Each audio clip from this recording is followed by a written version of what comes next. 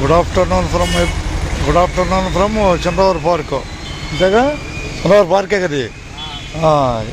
నేను సుధాకర్ పరచూరు. నీ పేరు అబ్బాయి? సార్జింగ్. 9వ తరగతి ఎక్కడ చదువుతున్నావు?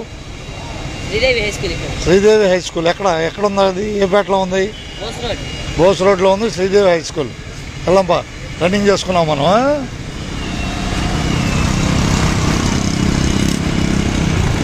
అంటే ఇది ఎందుకు చేస్తున్నా చెప్పు.